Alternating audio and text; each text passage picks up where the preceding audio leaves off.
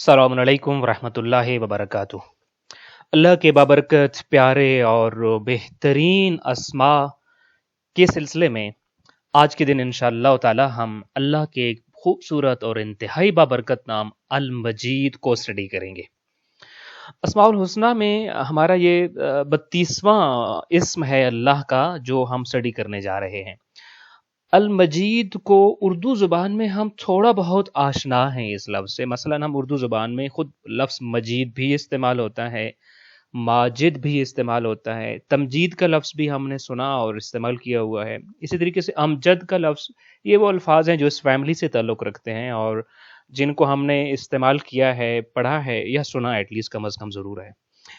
और अल मजीद एक ऐसा लफ्ज़ है कि जो एक से ज़्यादा खुसूसियात पर, एक से ज़्यादा माना पर दलालत करता है और इसका माना ये होता है कि एक ऐसी ज़ात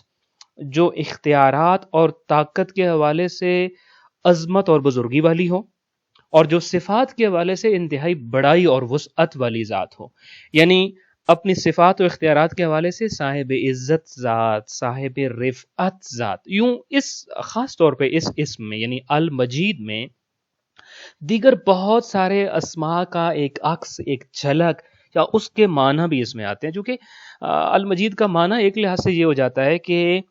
जो तमाम औसाफ में, जो तमाम सिफ़ात में, जो तमाम इख्तियारात में जो ज़ात बहुत बुलंद हो, बहुत वुसअत वाली हो, नहायत बुज़ुर्ग हो, तो उस ज़ात को हम अल मजीद कहते हैं। लिहाजा एक लिहाज से ये कहा जा सकता है कि जब हम कहते हैं अल मजीद तो गोया के ये बाकी अस्मा की भी तारीफ़ इसके अंदर आ रही होती है कि अल्लाह के जितने और बाबरकत अस्मा हैं, अल मजीद ये बता रहा होता है कि अल्लाह उन अपने तमाम अस्मा और औसाफ में निहायत बुज़ुर्ग और निहायत अज़ीम और निहायत वुसअत वाली ज़ात है। अच्छा, ये लफ्ज़ हम जब इसको अरबी ज़ुबान में देखते हैं तो ये मजदुन से माखूज़ है और इसके हुरूफ़ असली मीम, जीम और दाल हैं और ये मजदुन से डिराइव हुआ है और इसके असली माना जो है कसरत से होना है, वसी होना है, फरावान होना, इन अबंडेंस होना किसी चीज़ का। लिहाजा हम जब इस लफ्ज़ की ट्रैवल हिस्ट्री देखते हैं तो ये लफ्ज़ दरअसल मजदतिल इबिल से निकला है और जिसके माना ये होते हैं कि ऊँटों को या जानवरों को ऐसी चरागाह पर या ऐसे पास्चर या मीडो में ले जाना या उनका एक ऐसी चरागाह में पहुंच जाना कि जो बहुत वसी हो और बहुत ज़्यादा सब्ज़े वाली और बहुत ज़्यादा चारे वाली, जहाँ चारा बहुत वसी मिकदार में मौजूद हो और उस चरागाह की अपनी वुसअत भी काबिल दीद हो। यही वजह है कि जब अरबी ज़ुबान में हम ये देखते हैं कि ये लफ्ज़ यानी कि अमजद बोला जाए तो इसका मतलब होता है कि किसी चीज़ का क्वांटिटी वाइज बहुत कसरत से पाया जाना और बकसरत अता होने को अमजद बोला जाता है। मसलन मैं दो मिसालें अगर आपके सामने अर्ज करूं, एक लफ्ज़ इस्तेमाल होता है अमजदल एबिल। पहले हमने मजदतिल एबिल कहा था, अब एक अमजद का माना चूंकि आपके सामने बयान करना मकसूद है। अमजदल एबिल जब बोला जाता है तो इसका मतलब होता है कि ऊँटों को सैर करके और उनकी जितनी डिमांड होती है उस डिमांड से भी ज़्यादा उनको खाना देना और चारा देना और उनके पास इन अबंडेंस चारे का मौजूद होना। या इसी तरीके से एक और लफ्ज़ इस्तेमाल होता है कि अमजदना फुलानुन, यानी फ़लाँ आदमी ने, जब हम उसके यहाँ मेहमान नवाजी के लिए उसके पास मौजूद थे और हमारा मेज़बान था तो उसने मेहमान नवाजी में हमें इतना दिया कि जो हमारे लिए काफ़ी भी हो गया और फिर उसके बाद बच भी गया, तो हम फिर उस सूरत हाल के लिए कहते हैं अमजदना फुलानुन, यानी फ़लाँ के दस्तरखान पे जब हम दावत पे गए तो उसने इतना मेहमान नवाजी की हमारी कि हमारी तलब से ज़्यादा वहाँ मौजूद था, सैर होके खाया गया और उसके बावजूद बच भी गया, तलब से भी ज़्यादा वहाँ पे मौजूद था। यही वजह है कि हम ये देखते हैं कि अरबों में, चूंकि अरबों की चंद क्वालिटीज़ ऐसी थी जो दीगर किसी कौम में इस कदर ना थी जिस कदर अरबों में पाई जाती थी, तो उनके यहाँ किसी को अता करना या सखी होना या सखावत का होना एक बुलंद तरीन शरफ था ऑलरेडी, कि वो मेहमान नवाज बड़े थे अता करने के मामले में, किसी को देने के मामले में, सखावत के मामले में वो बड़े वसीउल कल्ब होते थे, खुले दिल के मालिक होते थे। लिहाजा अकदार में से एक बुलंद तरीन कदर जो कि अरबों के अंदर मौजूद थी वो सखावत थी, वो किसी को अता करना था। इसीलिए اب جب انہوں نے اس قدر کو اور اپنی اس کوالٹی کو بتانا چاہا تو اس کے لیے انہوں نے المجد کا لفظ انتخاب کیا، یعنی بلند ترین شرف کو کہتے ہوتے ہیں المجد، یعنی اپنی تمام کوالٹیز میں لمیٹڈ نہ ہونا، ان لمیٹڈ ہونا، بہت وسیع اور اعلیٰ اور عرفہ ہو جانا۔ یہ بات جب ہمارے پاس واضح ہو جاتی ہے کہ المجید مجد سے نکلا، اور مجد جو ہے وہ اس کا ٹریول ہسٹری جب ہم نے دیکھا تو مجدت الابل یعنی چراگاہ میں کسی مویشیوں کو لے جانا، اور چراگاہ کی پھر دو کوالٹیز کا پایا جانا کہ رقبے کے حوالے سے بہت وسیع ہو، اور خوراک اور چارے کے حوالے سے ضرورت اور طلب سے زیادہ چارہ اور ضرورت وہاں جو ہے وہ موجود ہو۔ اب ہم یہ دیکھتے ہیں کہ المجید جب ہم کہتے ہیں تو المجید کا جو لفظ ہے یہ اللہ کے اسماء میں بھی ہے اور قرآن کے اسماء و اوصاف میں بھی ہوا ہے۔ لہٰذا ہم یہ دیکھتے ہیں قرآن مجید میں یہ لفظ تقریباً 4 یا اس سے زیادہ مرتبہ استعمال ہوا ہے۔ اللہ کی ذات کے لیے اللہ نے جب قرآن مجید میں اس لفظ کو استعمال کیا تو حکم ہوتا ہے کہ انہ حمید مجید، یا ایک اور جگہ لفظ استعمال ہوتا ہے کہ ذو العرش المجید۔ اور قرآن مجید کے لیے ہم یہ دیکھتے ہیں کہ قاف والقرآن المجید، یا ایک اور جگہ ارشاد فرمایا بل ہوا قرآن مجید۔ قرآن مجید، المجید کا لفظ قرآن کے لیے استعمال ہوا، اللہ نے اپنے لیے بھی اس لفظ کو انہ حمید مجید، اپنے لیے بھی اس لفظ کو پسند فرمایا ہے۔ لہذا جب ہم یہ کہتے ہیں کہ اللہ المجید ہے تو اس کا معنی کیا ہوتا ہے؟ اور جب ہم پھر کہتے ہیں کہ قرآن المجید ہے یا قرآن مجید بہت زیادہ ہمارے ہاں استعمال ہوتا ہے یہ لفظ، تو اس کا کیا معنی بنتا ہے جب ہم قرآن مجید کہتے ہیں؟ تو اللہ المجید ہے یعنی کیا مطلب؟ اللہ سامان ربوبیت میں، چاہے وہ انسان کی طبعی ضروریات ہوں، ظاہری ضرورت ہو، جسمانی ضروریات ہوں، یا پھر اس کی معنوی اور روحانی ضروریات ہوں، ان تمام ضروریات زندگی کو، ان تمام سامان زندگی کو، سامان ربوبیت کو نہایت کثرت اور فراوانی سے دینے والی ذات کو کہا جاتا ہے المجید۔ وہ میٹوں والی اور چراگاہ والی بات ذہن میں رہے، چونکہ ہم چراگاہ جانوروں کو ہم لے جا رہے ہوتے ہیں، چراگاہ ہمارا انتخاب ہوتی ہے، تو جب اس چراگاہ میں جانوروں کی طلب اور ضرورت سے زیادہ جگہ ہو، سپیس بھی ہو، اور ان کی ضروریات سے زیادہ، ان کی طلب سے زیادہ ان کا چارہ، خوراک اور سامان زندگی بھی ہو، تو اس کو کہا جاتا ہوتا تھا امجد۔ لہذا المجید وہ ذات کے جو انسانوں کے لیے، انسانوں کی ضروریات زندگی، سامان زندگی کے لیے، چونکہ وہ رب ہے اور سامان ربوبیت وہی دیتا ہے، تو سامان ربوبیت کو بہت کثرت سے دینے والا، ہماری طلب سے بڑھ کر دینے والا، ہماری ضروریات سے بڑھ کر دینے والا، اور کثرت سے اور ان ابنڈنس دینے والا، فراوانی عطا کرنے والا، ضرورت سے زیادہ دینے والا۔ الواسع جب ہم اللہ کا نام ڈسکس کر رہے تھے تو وہاں پہ ہم نے وسع کو ڈسکس کیا تھا، اور اس کو اگر آپ ذہن میں لائیے وہاں پر بھی یہی تھا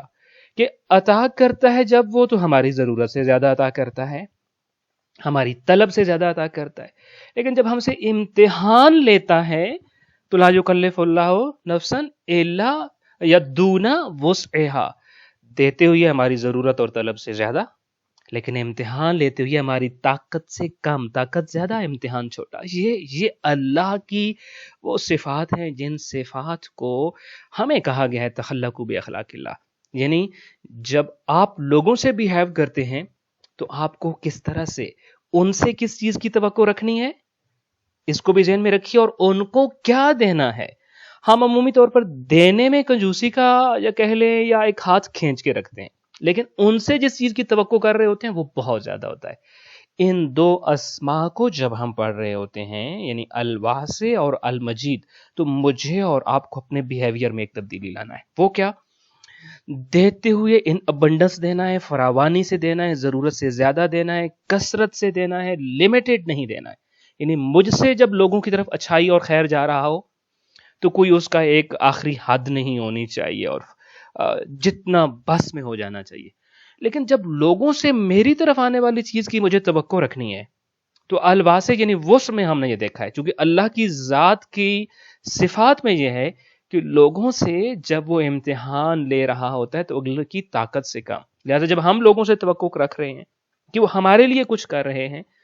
تو ہمیں ان کی وسعت اور ان کی وسع سے کام کی توقع رکھنا چاہیے. اور اسی ضمن میں وہ امیر المومنین علی ابن ابی طالب علیہ الصلوۃ والسلام کا فرمان ملا لیجئے، جس میں آپ نے فرمایا کہ یہ جو آپ لوگوں سے دکھی ہوئے پھرتے ہوتے ہیں اور آپ یہ کہتے ہیں فلاں نے میرے ساتھ اچھا نہیں کیا، میں اس سے بڑا دکھی ہوا، فلاں نے مجھے بڑا غم زدہ اور رنجیدہ کیا ہے. تو امیر المومنین نے فرمایا کہ یہ دکھ جو آپ کو پہنچتا ہے نا، یہ انسان نہیں دیتے، بلکہ انسانوں سے جو آپ نے امیدیں وابستہ کر لی تھی، جب وہ امیدیں ٹوٹتی ہیں تو وہ امید کا ٹوٹنا آپ کو دکھ دے رہا ہوتا ہے. لہٰذا انسانوں سے وہ امیدیں مت رکھو تاکہ اس دکھ سے بچ جاؤ جو بعد میں ان امیدوں کے ٹوٹنے پر آپ کو دکھ ہونا ہے. ان دو اسما کے ضمن میں ہم نے ایک اپنا بیہیویئر ڈیولپ کرنا ہے، ہم نے اپنا ایک رویہ بنانا ہے کہ جب جو کچھ ہمارے اختیار میں ہے وہ ہم اپنے بس سے بڑھ کر کو لوگوں کے لیے کریں گے، لیکن جب لوگوں کے اختیار میں ہمارے لیے کچھ ہوگا تو ہمیں کچھ بڑی توقع نہیں رکھنی، بلکہ وہ جتنا کر سکتے ہیں ہمیں اس سے چھوٹی توقع رکھنی ہے، چھوٹی امید رکھنی ہے، تاکہ وہ توقع اور امید اس طرح نہ ٹوٹے جیسے ہم نے پالا ہوا ہوتا ہے اس کو اپنے ذہن میں، اور پھر بہت بڑا دکھ جو ہمیں پہنچتا ہے اس دکھ سے بھی بچ سکیں، اور ساتھ میں اجر و ثواب بھی کہ خالق کائنات کا یہی رویہ ہے اپنے مخلوقات کے ساتھ. المجید جب اللہ کے لیے یہ لفظ استعمال ہو رہا ہے تو اس کا مطلب یہ ہے کہ وہ ذات جو نوازنے میں، عطا کرنے میں نہایت فراخ دلی اور وسعت سے کام لیتی ہے، بلکہ وہ تو ہے ہی وَهُوَ يَرْزُقُ مَن يَشَاءُ بغیر حساب والی ذات ہے نا. ہم اس کے عطا کو اور اس کے دینے کو اور اس کے مجد کو کاؤنٹ ہی نہیں کر سکتے، وہ تو بغیر حساب والی ذات ہے. المجید، اللہ المجید ہے، فراوانی سے عطا کرتا ہے، کثرت سے عطا کرتا ہے، ضرورت اور طلب انسان سے زیادہ عطا کرتا ہے، انسان کو عطا کرتے ہوئے بھی بغیر حساب عطا کرتا ہوتا ہے، لہذا وہ المجید ہے. اب جب ہم کہتے ہیں قرآن المجید ہے تو اس کا کیا مطلب ہے؟ یعنی یہ یاد رہے کہ یہاں پر بھی کثرت کا پہلو نکلے گا، فراوانی کا پہلو نکلے گا. تو یہاں کیا چیز کثرت سے اور فراوانی سے؟ قرآن المجید ہے، یعنی کہ تمام دنیاوی اور اخروی مسائل اور تمام مکارم پر مشتمل ہے، دارین کی تعلیمات پر مشتمل کتاب ہے، دار دنیا اور دار الاخرہ، دونوں کے دونوں یہ جو جہان ہیں، ان دونوں جہان کی تعلیمات پر، ان کے مسائل پر، ان کے مکارم پر، یعنی وہ کتاب یوں کہہ لیجیے کہ جس کتاب میں سامان ہدایت سطر اور لفظ میں عیاں ہو رہا ہوتا ہے، اور اس کثرت سے موجود ہے اس کتاب کے اندر سامان ہدایت کہ اللہ اس کو کہتا ہے قرآن مجید، یعنی بہت فراواں، بہت کثرت سے آپ کو ہدایت کا سامان ملے گا، قرآن کے ایک ایک لفظ میں ملے گا، قرآن کے ایک ایک سطر میں ملے گا، قرآن کے ہر صفحے میں ملے گا، ہر سورہ میں ملے گا، ہر چیپٹر میں ملے گا. وہ کتاب جو ان ابنڈنس انسان کی ضرورت ہدایت کو، انسان کی طلب سے بھی زیادہ وہاں ہر طرح کی ہدایت کی ریکوائرمنٹ کو پورا کرنے والی کتاب کو قرآن مجید کہا جاتا ہوتا ہے. اب ذرا اگلا، جب ہم یہ جان چکے کہ قرآن بھی المجید ہے اور اللہ کی ذات بھی المجید ہے، تو ہماری کوشش جو ہوتی ہے کہ اسماء الحسنہ میں ہم اللہ کے اس نام کا صرف مطلب نہ جانیں، بلکہ اس نام کا جو ہمارے ساتھ تعلق ہے اس تعلق کو بھی پیدا کریں. تخلقوا باخلاق اللہ، یہ حدیث تقریباً ہر ہی نام کے ضمن میں آپ کے سامنے عرض کر رہا ہوں کہ اللہ کے آداب کو اپنائیے، اللہ کی صفات کو اپنائیے، اللہ کے اخلاق کو اپنائیے. اللہ جو اپنے لیے پسند کرتا ہے اس کو وہی کچھ اپنی مخلوقات کے لیے بھی پسند ہے. اللہ المجید ہے، وہ پسند کرتا ہے کہ میں اور آپ ہم سب المجید ہوں، یعنی ہم بھی مجید ہوں، ہمارے اندر بھی ماجد پایا جائے. تو اللہ کا مجید ہونا تو واضح ہو گیا. اس نام سے جب ہم توسل پیدا کرنا چاہتے ہیں، اس نام سے جب ہم تمسک کرنا چاہتے ہیں اور تعلق پیدا کرنا چاہ رہے ہیں، تو ہمارے لیے ضروری ہے کہ ہم بھی اپنے قلب کو، اپنے دل کو کھلا کریں اور دل کو وسعت والا بنائیں اور وسعت قلب کو اپنا لیں، جواد ہو جائیں، سخی ہو جائیں، اللہ کی ہر نعمت عطا کرنے میں جواد اور سخاوت کو ہم مد نظر رکھیں، اور یعنی ایک تو دیں بھی مگر ساتھ میں کثرت سے، فراوانی کو بھی ہاتھ سے جانے نہ دیں، کثرت سے عطا کریں، دیتے ہوئے بہت بڑا اور وسیع دل، اور لیتے ہوئے چھوٹی چھوٹی توقعات اور امیدوں سے بھی بچنے کی کوشش کرنا. یہ در حقیقت اللہ کے اس اسم سے تخلق پیدا کرنا ہے، تعلق پیدا کرنا ہے. جو شخص المجید کے ساتھ یہ تعلق پیدا کر لیتا ہے اور اس قدر تمسک کر لیتا ہے، یہ ہوم ورک کرنے کے بعد پھر المجید کا وہ جو وظیفہ اور عمل ہم انجام دیتے ہوتے ہیں، یقیناً اس کو ان تمام اثرات کو اپنی زندگی میں مشاہدہ کرنے کا بھی موقع ضرور ملتا ہوتا ہے۔ المجید کا جو عمل ہے یا جو وظیفہ ہے وہ یہ ہے کہ جتنے بھی موذی امراض ہیں ان سے بچاؤ کے لیے، مثلا کوڑ ہے، جزام ہے، برس ہے جس کو ہم لیپرسی کہتے ہیں، ان سارے جتنے بھی جس طرح کے بھی موذی امراض ہیں ان سے بچاؤ کے لیے ضروری ہے کہ انسان ایام 20 یعنی کہ کسی بھی مہینے کی چاند کی 13، 14 اور 15 تاریخ کو روزہ رکھیں، اور روزہ رکھنے کے بعد افطار کے وقت یا مجیدوں کا بکثرت ورد کرے، جس قدر کر سکتا ہے وہ یہ ورد کرے، اور ہو سکے تو اس کو پانی پر بھی دم کر کے پیے تو اللہ کی ذات اس کو تمام موذی امراض سے نجات دلاتا ہے۔ اور صرف موذی امراض ہی نہیں بلکہ دل کی جتنی بیماریاں، امراض قلب ہیں یا کوئی سی بھی لا علاج مرض ہے، مثلا کورونا آج کل کے زمانے میں ایک لا علاج مرض ثابت ہوا ہے، تو ان تمام امراض میں بھی مبتلا ہونے والے افراد کے لیے یہ وظیفہ نہایت مفید ہے کہ ایام 20 میں روزہ رکھا جائے، اور پھر روزہ رکھنے کے بعد افطار کے وقت جب افطار کرنے لگے تو اس سے پہلے یا مجیدوں کا ورد کیا جائے، اور ورد کرنے کے بعد پانی بھی اگر اس کو دم بھی کر لیا جائے یا ویسے بھی ورد کر لیا جائے تو اللہ کی ذات تمام موذی امراض سے بچاتی ہے۔ لیکن ایک نقطہ پھر وہی آپ کے سامنے عرض کروں گا کہ یہ اسی صورت میں ممکن ہو سکتا ہے کہ جو المجید کا ورد کر رہا ہو تو اس کے اندر المجید سے تعلق بھی موجود ہو، کہ اس کا کیا تعلق ہے المجید ذات کے ساتھ۔ یہ ایسے کبھی نہیں ہو سکتا کہ انسان کا عمل اللہ کے اسماء اور اوصاف کے بالکل اگینسٹ اور اپوزٹ ہو، اور پھر وہ توقع کر رہا ہو کہ میں اللہ کے اسماء کا ورد کروں گا اور اللہ کی ذات مجھے اس اسماء کی برکت اور صدقے میں مجھے عطا کرے گی۔ سب سے بڑا تعلق، سب سے بڑا وظیفہ اور سب سے بڑا عمل جو اسماء الحسنی کے حوالے سے ہے وہ یہ ہے کہ ان اسماء کو سمجھ کر ان اسماء کی اپنی زندگی میں پریکٹس ہے اور اس پر عمل ہے۔ دعائیں خالق کائنات ہمیں اپنی زندگی میں اللہ کے تمام اوصاف حمیدہ اور اس کے تمام اسماء الحسنی میں موجود خوبصورت زندگی کے اخلاقی پہلوؤں پر عمل کرنے کی توفیق عطا فرمائے، ہمیں مجد کو اپنانے، شرف کو اپنانے کی توفیق عطا فرمائے، عطا کرتے ہوئے وسیع دل اور پھر لیتے ہوئے کم سے کم توقعات اور امیدیں رکھنے کی توفیق عطا فرمائے۔ السلام علیکم ورحمۃ اللہ وبرکاتہ۔